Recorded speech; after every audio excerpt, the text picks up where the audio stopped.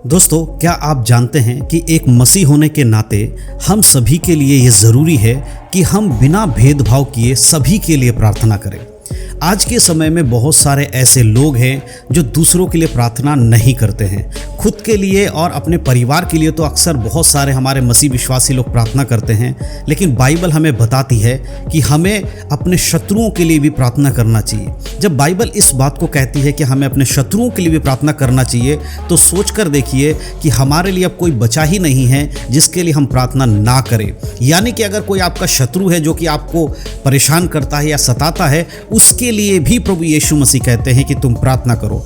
तो फिर हमारे देश में या हमारे समाज में, हमारे दुनिया में जितने भी लोग हैं, उन सभी के लिए प्रार्थना करना बहुत ज़रूरी है। लेकिन बड़े दुख की बात है कि आज के जो मसीही लोग हैं, बहुत सारे मसीही लोग हैं, सारे नहीं परंतु बहुत सारे मसीही लोग हैं जो सिर्फ अपने लिए प्रार्थना करना जानते हैं, अपने परिवार के लिए प्रार्थना करना जानते हैं, अपने पास्टर के लिए प्रार्थना करना जानते हैं, अपनी कलीसिया के लिए प्रार्थना करना जानते हैं, लेकिन उन विषयों के लिए प्रार्थना नहीं करते हैं जो विषय आज हमारे लिए बहुत इंपॉर्टेंट है।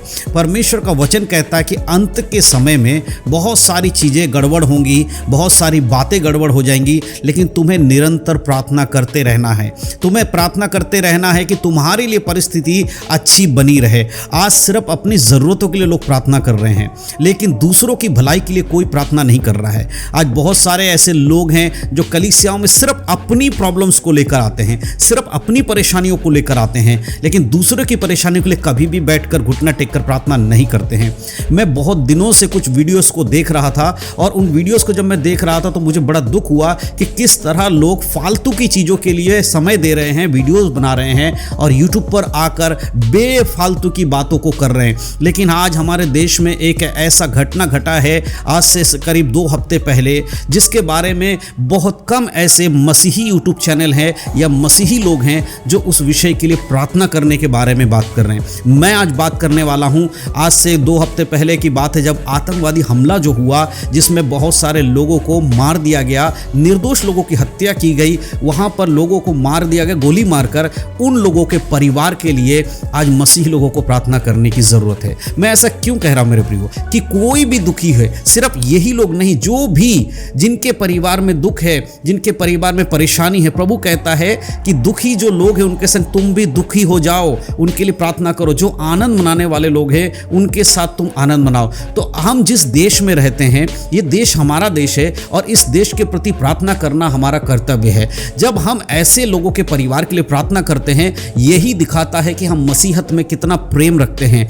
अपने लिए तो हर कोई प्रार्थना करता है, अपनी ज़रूरत के लिए तो हर कोई कोशिश करता है, लेकिन जब कोई दूसरे की ज़रूरत के लिए, दूसरे की चीज़ों के लिए प्रार्थना करता है, वो ही सही मायने में मसीहत को प्रेजेंट करता है। मेरे प्रियो, वचन में एक चीज़ लिखा हुआ है, मैं आपको बताना चाहता हूँ। वचन में लिखा है, जब कोई भाई या बहन के बारे में, यानी पति पत्नी के बारे में लिखा है, अगर किसी की पत्नी प्रभु पर विश्वास करती है लेकिन पति उस पर विश्वास नहीं करता प्रभु पर, तो क्या उस पत्नी को जबरदस्ती अपने पति को प्रभु में लाने के लिए मेहनत करनी चाहिए?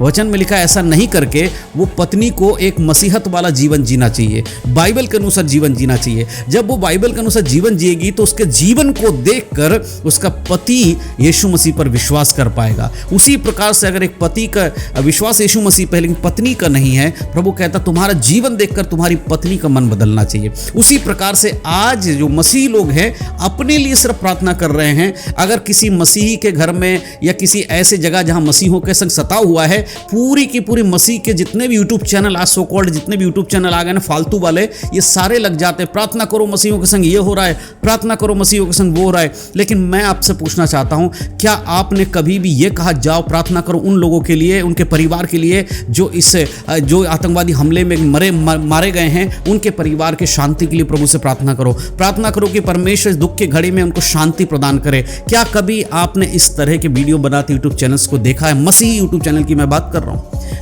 मेरे प्रियो, यही आपको दिखाता है, यही चीज़ हमें दूसरों से अलग बनाता है, क्योंकि सारे लोग अपनी सोचते हैं लेकिन हम मसीही लोग दूसरों की भलाई के लिए सोचते हैं। प्रभु का वचन हमें यही सिखाता है कि तुम अपने पड़ोसियों से अपने समान प्रेम रखो। परमेश्वर का पुत्र हमारे लिए जगत में आया, हम आज प्रभु पर विश्वास करके मसीह बने हैं, लेकिन एक समय ऐसा था जब हम भी पाप में थे, उन्हीं लोगों के समान जीवन जीते थे जिनको आज हम जिनको सोचते हैं कि वो अलग हैं। ऐसा नहीं है मेरे प्रियो, उनको भी प्रभु का प्रेम चाहिए, उनके पास भी यीशु मसीह का जो सुसमाचार पहुंचना चाहिए। लेकिन अभी का सबसे बड़ा जो कार्य है जो हम सब कर सकते हैं, अपनी अपनी प्रार्थनाओं में उनके परिवार के लिए प्रार्थना करें। देखिए, दुख सबके घर में आता है। अगर कल के दिन आपके घर में कोई दुख आएगा तो आप भी चाहेंगे कि दो लोग आपके लिए प्रार्थना करें या आपके साथ खड़े हों। आपको और हमें यही करना है। प्रभु ने हमें यही सिखाया है।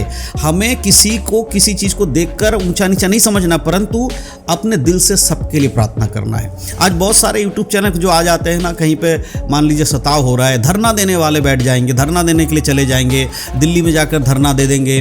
कहीं पे मसीहों के चर्च में कोई सताव होता है, देखिए सताव है, हमें प्रार्थना करना है। लेकिन मैं क्यों ये सब आज बोल रहा हूँ, क्योंकि मैं देखता हूँ ये जो यूट्यूब चैनल आजकल यूट्यूब में आकर खुद को मसीही बाइबल के बारे में जानकारी देने वाले बोल देते हैं, न्यूज़ चैनल बना के बैठे, मसीही न्यूज़ चैनल, ये चैनल वो चैनल, इस तरह से कुछ लोग जो आए हैं ये सिर्फ बात करने वाले हैं किस चीज़ पर, मसीहों के ऊपर सताव हो रहा है। मेरे प्रियो, ये देश हमारा है। इस देश में जब हम रहते, इस देश में आने वाली हर एक विपत्ति हमारे लिए भी है।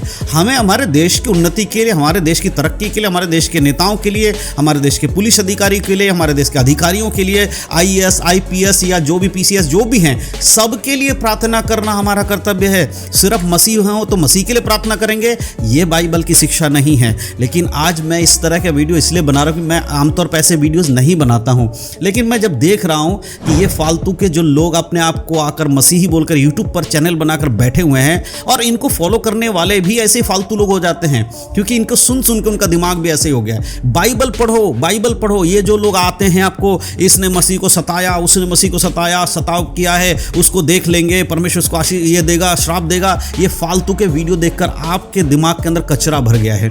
बाइबल हमें बताती है अंत के समय में सताव होगा, हमें प्रार्थना करना है, तैयार रहना है सताव के लिए। लेकिन मेन चीज़ क्या है, दूसरों के लिए भी प्रार्थना करो। अगर आप एक सच्चे मसीह हैं, उन परिवार के लिए ज़रूर प्रार्थना करिएगा। आज मैं इस वीडियो को इसीलिए बना रहा हूँ ताकि आप लोगों को बता सकूँ कि बाइबल हमें क्या बताती है प्रार्थना के विषय में। बाइबल बताती है कि जो तुम्हारे एक गाल पे मारे, अपना दूसरा गाल उसके आगे कर दो। इसका अर्थ क्या है कि हमें सबके साथ एक स्वभाव रखना है। कोई हमें सताने वाला है तो उसके लिए भी हमें नम्र होना है। तो इस चीज़ को अपने दिमाग में डालिए, मन में डालिए। प्रभु आपके मसीह होने से खुश नहीं हो रहा है, परंतु बाइबल के अनुसार जीवन जीने से खुश होता है। आज चर्च में जाकर खुद के माथे पर मसीह का टैग लगा देने से परमेश्वर खुश नहीं होता है। उसके वचन को फॉलो करने से, उसके वचन को मानने से परमेश्वर खुश होता है। तो इसीलिए बहुत इंपॉर्टेंट है, आप प्रार्थना करिए। हमारे देश के ऊपर जो भी विपत्ति आई है उसके लिए प्रार्थना करिए, परमेश्वर हमारे देश को मजबूत करे। हम जिस देश में रहते हैं, हमारे उस देश के लिए प्रार्थना करना हमारा कर्तव्य है।